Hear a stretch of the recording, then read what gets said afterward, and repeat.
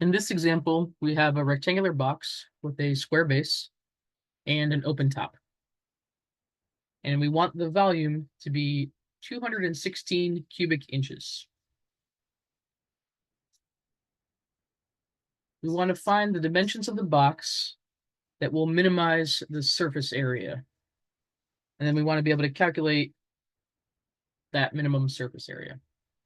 So one of the first things we're going to want to do is go ahead and draw a diagram to represent the scenario that we are discussing. So we've got an open box sketched. I'm going to go ahead and use X for the length of the base, right? And we have a square base. And then I'm going to let Y represent the vertical height of the box.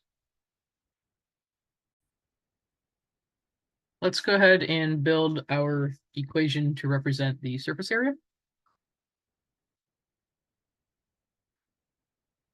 If we're working with each of the sides, you'll notice that the area of the front-facing side is going to be X times Y. And we have 4 of those panels. So that's going to give us 4XY. Plus, we have to account for the area of the base piece, which has dimensions of X times X, which is going to give us X squared.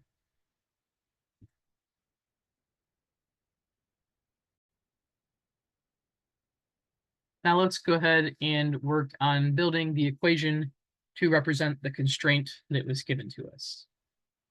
This box is going to have a volume of 216 cubic inches. And if we're going to calculate the volume of this box, we're going to have the length times the width times the height, which in this case will be X times Y. So our volume is going to be X squared Y. And we know the volume in this case, it's going to be 216 cubic inches. So this is our constraint equation.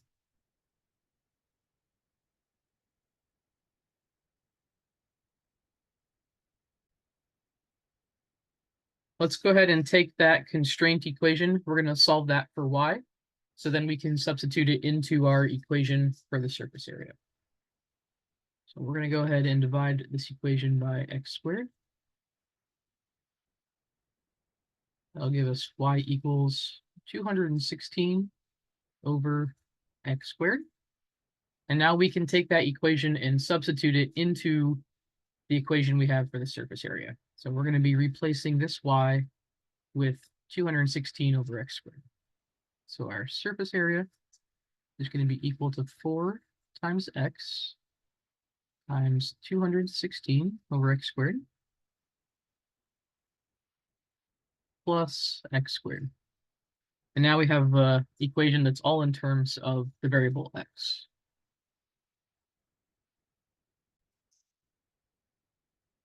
And we can simplify this equation. The X here will cancel with one of the X's in our denominator. So this is going to leave us with 4 times 216, which is 864 over X plus X squared.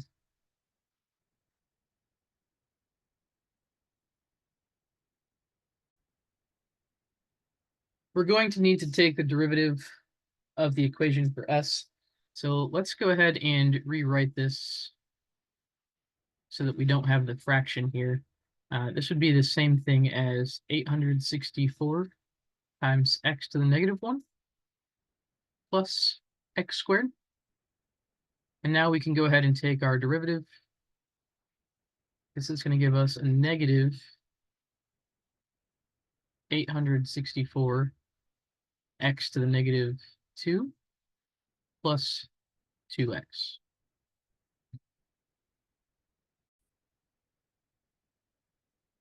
And this could also be written as negative 864 over X squared plus 2X.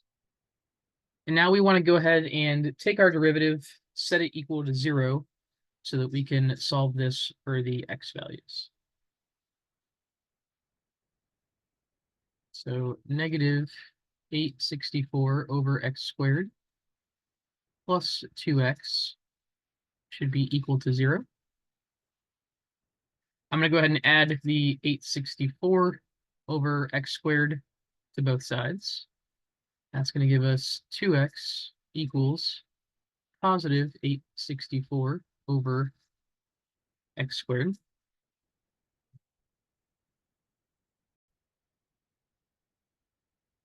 I'll go ahead and multiply both sides by x squared to get rid of this denominator. That's going to give us 2x cubed equals 864.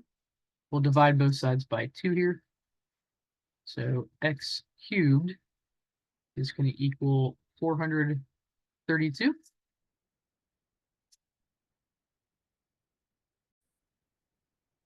And now we can go ahead and take the cubed root of both sides. So x is going to be equivalent to the cubed root of 432. And we can simplify this.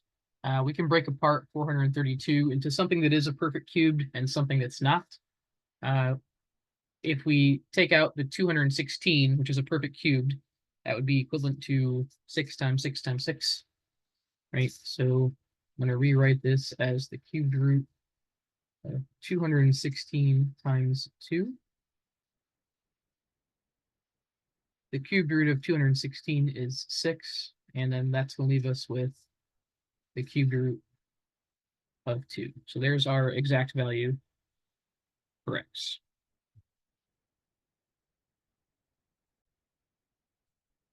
Since this is the only critical point, this is where the minimum must occur.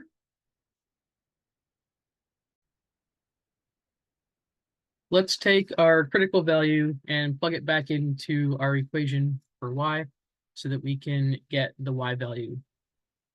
So this is going to give us 216 over our x value here was the 6 cubed root of 2. And all of that is going to be squared. And so let's talk about simplifying this. I'm going to try and work this out the long way so that you can see it. That's going to give us 216 on top. And if we square this denominator, right, that means that we are taking 6 cubed root of 2, multiplying it by itself, which is also 6 cubed root of 2. Right, the 6 times 6 is going to give us 36. So we're going to get 216 over 36. And I'll still write this out the long way. Cubed root of 2 times cubed root of 2. Right, we can go ahead and divide out the 216 over 36. That's going to give us 6 in our numerator. And we'll have cubed root of 2 times cubed root of 2 in our denominator.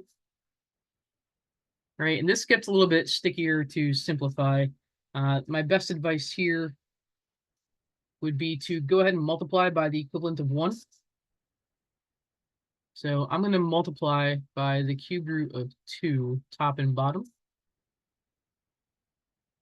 And the whole reason for doing that is that now I have a perfect cube in my denominator, right? I have the cubed root of 2, that whole thing cubed, which is just going to give me a 2 right back for my denominator. And I'll get 6 cubed root of 2 in the numerator. And now I can divide this out to get 3 cubed root of 2, right? So that's going to be our y value.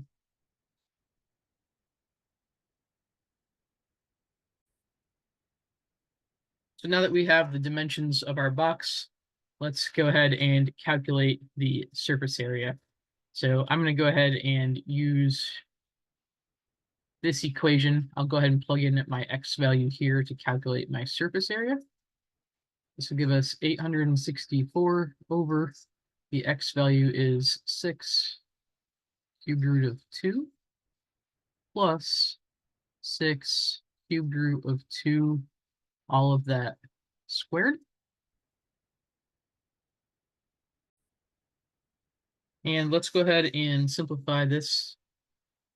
864 divided by 6 is going to give us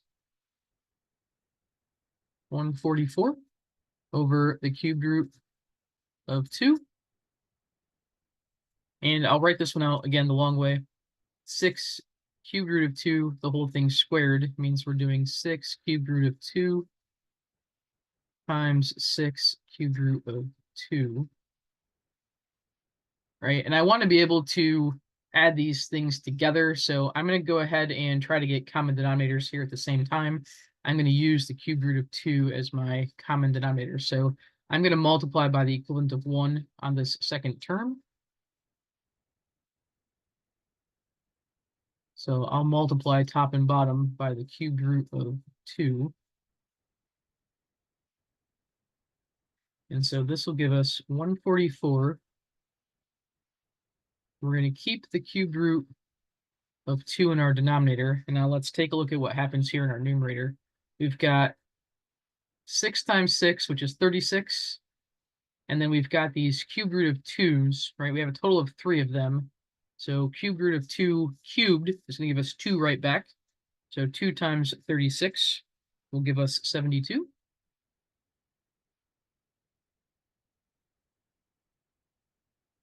So we'll get a surface area here of 216 over the cubed root of 2. And same idea. I want to be able to simplify this. I'm going to go ahead and try to get rid of my denominator here. I'll do the same thing. I'll multiply by the equivalent of 1.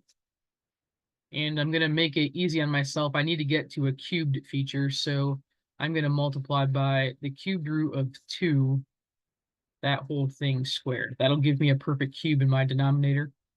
And I'll do the same thing on top. All right, so let's multiply by the equivalent of 1. This will give us 2 in our denominator, so 216 of the cubed root of 2, that piece is squared, all of this over 2. And now we can go ahead and simplify this a little bit. 216 divided by 2 is going to be 108. And the cubed root of 2, that whole thing squared, is going to give us the cubed root of 4. All right, so there is our surface area. We can go ahead and put units on everything. Right, surface area is going to be in square inches. And then if I go back to my X and Y values, right, each of these will be measured in inches. And you can always take your surface area equation and graph it. You'll see the graph here in this bottom left-hand corner, right? And we're looking for the minimum of that graph, right? And you'll see that that occurs at an X value a little bit over 6 units, right? We got 6 cubed root of 2 is our solution there for the X value, and that should match up with what you're seeing on the graph, right? And then that Y value will correspond to that surface area that we just found, right? That 108 cubed root of 4. So always double check your work. Make sure that your solutions are matching up with what you see on your graphs.